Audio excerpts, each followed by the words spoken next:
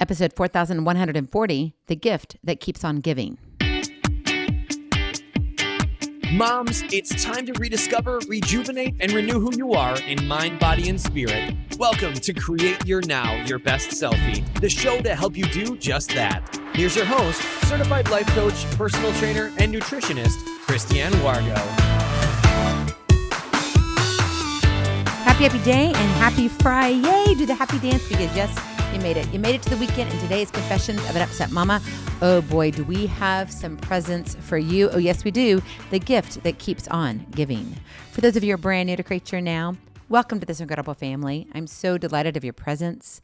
If you already had the opportunity, you'll want to head on over to createyournow.com where you can learn more and sign up for the Kisses newsletter. They keep it simple strategy, everyday solutions to live, love, and impact. Well, this episode is brought to you by AIM, inspiring connection and community. All right, so how was your week? Did you survive it? Or maybe I should ask, did your week survive you? Because sometimes we can just be a calamity, right? We come in blazing, through the chaos and the messiness and the busyness, and we're like, we got this. And some of you are actually almost ready to send your kids back to school. Don't get too elated on this, but that's why we've got to talk about what we're going to talk about today, right? You know it. We got to talk about where we are because parents have it rough sometimes. We just do. And we're going to get honest today. Are you ready to get honest? Because if not, you might as well just turn off this. But I will encourage you, stay here because there's something to learn. Even for me. Granted, people are like, Christiane, where do you get all this stuff from? I'm like, well, I've lived it. I've experienced it. On top of that, I have read and interviewed. I have lived a very full life. And in all of that, I have my faith as my foundation. So when you add all that together, plus 5 children and 2 grandbabies, there are stories among stories, lessons to be learned, failures more than successes. And I'm still learning. And for us as parents, the struggle is real. It really is. We want to give our kids absolutely everything, the newest shoes, the latest gadgets, right? The experience everyone else is posting about. Think about it, whether you're sending your kids off to college, whether they're moving into their own first apartment, adulting, whatever it is. Maybe it's their wedding. Maybe they're going to preschool for the first time and like, I don't think I can do this. We work all those extra shifts. We stretch the budget and we say yes to one more thing. All because we want them to have what matters. But here's what we don't say out loud enough.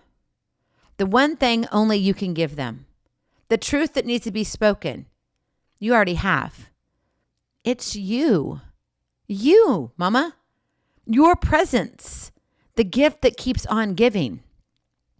Now, I know a lot of times we convince ourselves that if we just buy this or get that one thing, our kids will know they're loved. They're so loved. And materialistically, I don't even know if that's a word, but I'm going to use it here because I think it sounds really, out there, like it's my dissertation word. It's not, but I'm just saying. Maybe they'll have plenty. Materialistically, right? Oh yeah, they've got everything that they want. Closets full, shelves full, screens full. But ask any kid years down the road what they remember most. It's rarely the toy. It's the tickle fights on the living room floor. It's the car ride where you turn the radio down because they finally started talking to you. It's the way you showed up to the game even when you were exhausted. After the midnight shift, after you yourself had to stay up and finish a project for your work, you still were there to cheer them on. Mama, what kids really want is the heart of their parent. Not the trending thing, not the thing that lit up their eyes for a week and then got forgotten in a drawer. I get it, I know. I have kids and grandbabies. Oh yeah, my minis better watch out. No, that's not true. We really don't spoil them. Now, sometimes people will look and say, oh, they may have this idea, but we are very intentional about what we do and how we do things. I was very intentional about it with my children. I wanted them to have that hands-on play. I wanted them to use their imagination. I wanted to stretch them, not to contain them, not to silence them, but for them to know that they're seen and heard. But you see, that's the thing. In order to have that, it's not about the trends. It's not about that stuff that you find on Instagram. Come on. Are you one of those? Oh, I got to look at that. I could honestly say I'm really not. I maybe have clicked literally on one hand that I can count, that I've gone to, oh, what about this? I've had my children send me something or my husband send me stuff. But me, no, I just scroll by because I don't have time for that. And to me, usually it's a trap. I don't do the TikTok stuff. I don't get into that. I'm like, nope, I'm going to do my own research. I want to see what's out there because guess what? There's a lot of things out there. And there's also a lot of things that tries to mimic things, right? So you got to figure that out. So I want to do my research. But in doing my research, I want you to know this. They want you. They don't want that advertisement that you're like, oh, that looks so cool. Yeah, it may look cool. AI is fabulous. But what about your heart? They want you showing up in their world, giving your time and your energy to conversations, playful interactions, creative excursions. And yes, don't forget that little snuggle time. Because man, when they grow up, it's hard. Hugs go a long way in today's world. Don't underestimate what your arms around your child can heal. Because you see, this is where it gets uncomfortable. We tend to scroll and numb out on what's easy. We do. Be honest. And our scrolling may look different. It may not be your iPhone or your Android, the latest Samsung, whatever it is, because I know they're all coming out here pretty soon in the fall and they go after each other. So whatever you like, great. Whatever your mobile service is, great, use it. But it could be on your tablet. It may be on your TV. Maybe you're binge watching a Netflix series. That can get in your way. And you're like, but it's not scrolling. Yeah. But if it gets in the way of you seeing your children and hearing them, oh, be quiet. If you find yourself doing that, acting like, you're a bird flapping, going, shh, just 5 more minutes, shh. Did you know you can binge watch that without shh, meaning press pause, go play with your children, and then come back when they're in bed? Where's our priorities as parents? Because I get it. It's easier to hand over a tablet than to sit through the 40th. Watch me, mommy. Watch me. It's easier to answer one more work email than to answer the question your child has been working up the courage to ask you all afternoon. How do you ask the girl you like on a date? Doesn't seem that big in the moment, but to them, it's their world. I mean, why do you think there are more dinners eaten in cars or at restaurants than around the table at home? Have you ever thought about that? I mean, it's crazy that the restaurants, whether it's fast food, middle food, or sit-down restaurant food, they have more cars there than we do have at home when it comes to eating. And our eating isn't a priority anymore. I mean, just look at our nutrition. Now, we'll leave that one for a whole nother episode, right? But everyone is so busy. You got your kids and everything that they're eating in the car from one activity to the next. I get it. There's a season for that, but how long? Or maybe I should ask how many seasons? Especially us as parents, that no one has carved out time for real relationships. We're feeding bodies and starving hearts. I don't know about you, but that doesn't make me feel good.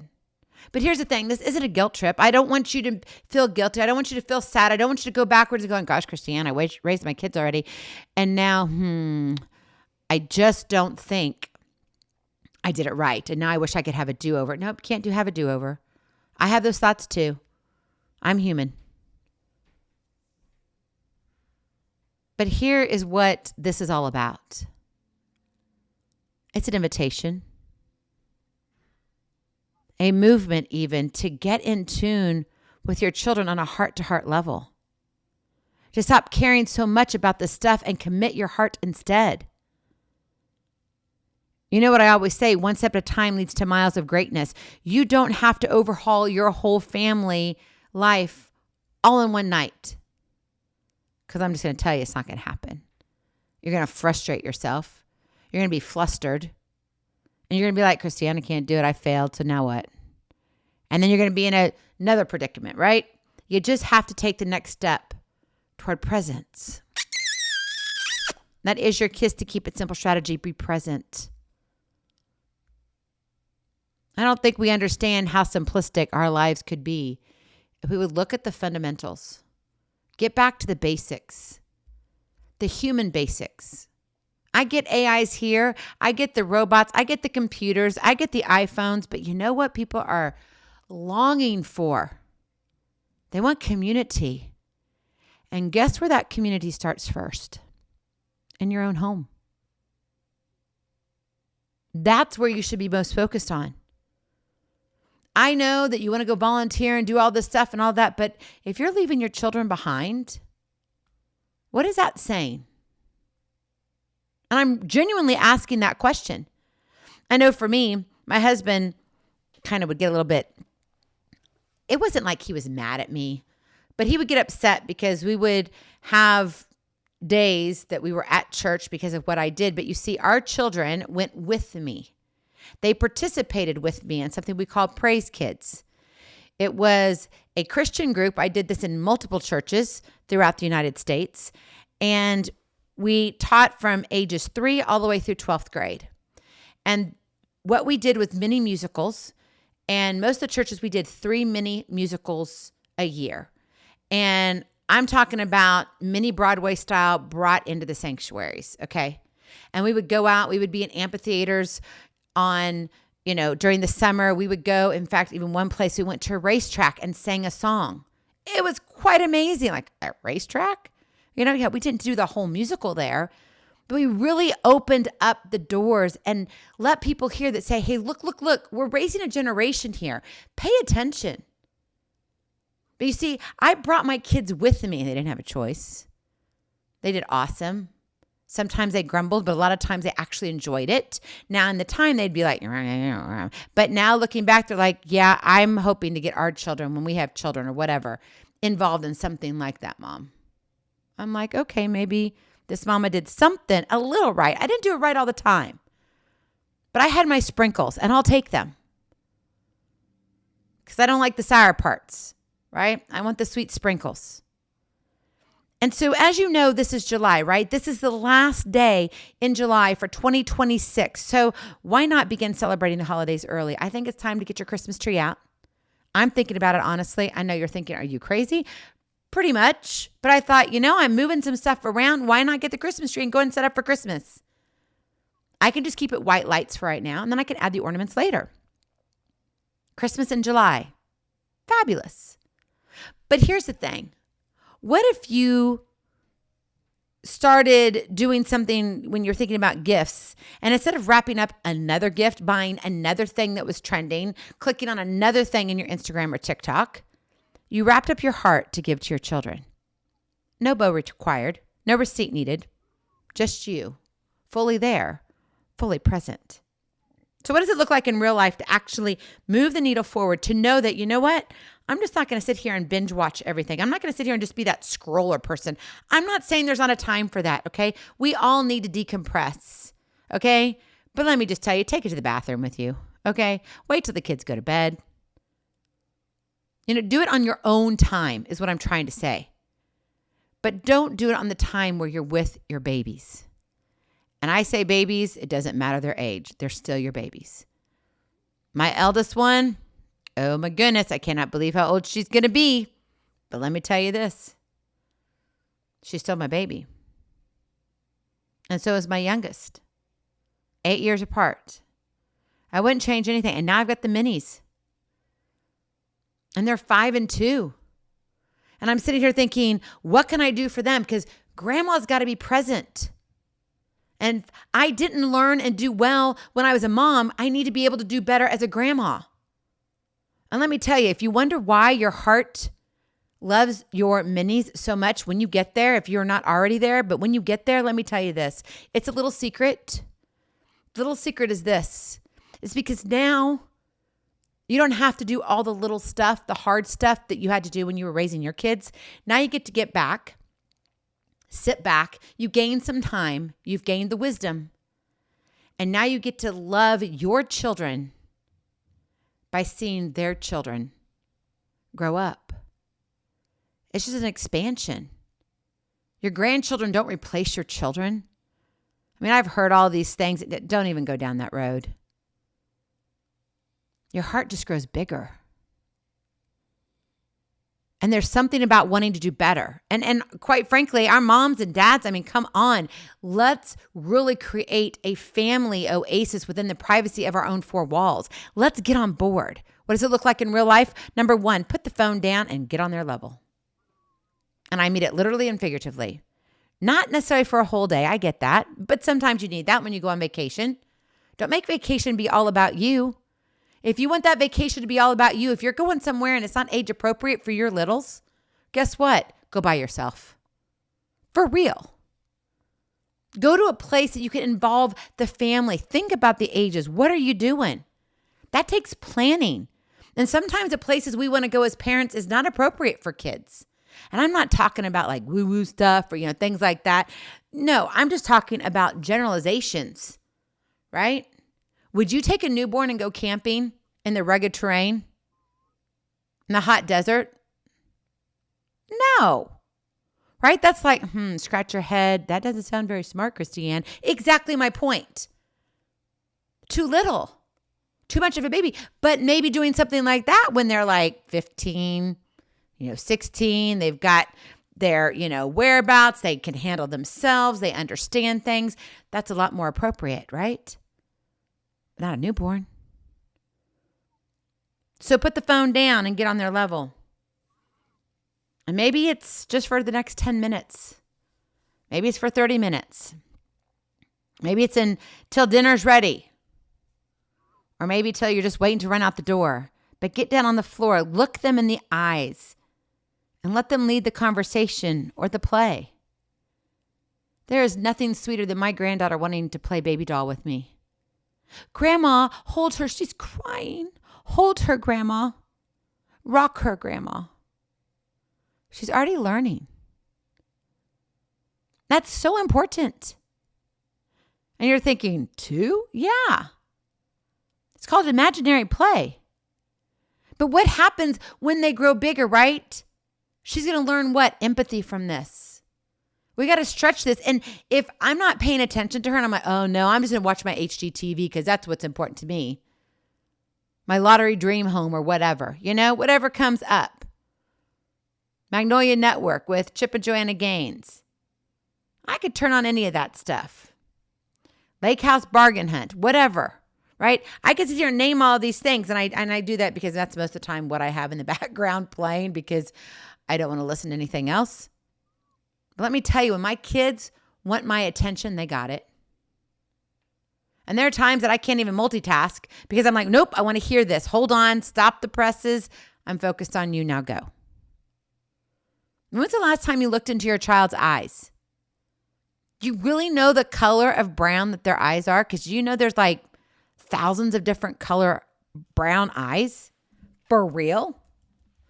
What about the color blue? There's a lot of that, right? Look them in the eyes. Are they lighting up? I mean, the saying, right? The eyes are the window to the soul. Are you looking in your kids' eyes? Because let me remind you of this. Kids know the difference between a parent who's in the room and a parent who's in the moment. Which one are you? And be honest about it. It's confession day. Okay, this isn't about, again, feeling guilty. That's not it. It's about peeling back the layers, right? Going deeper. Where are you in this? I know you want to be better. I want to be better.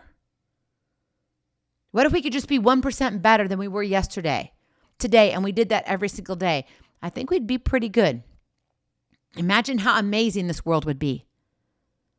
Number 2, bring back the table. You're like, what? Bring back the table. Yep. Even one meal a week, eaten at home, at the table, no screens. Have conversation, ask questions. Let those conversations wander. Allow yourself to go deep with them.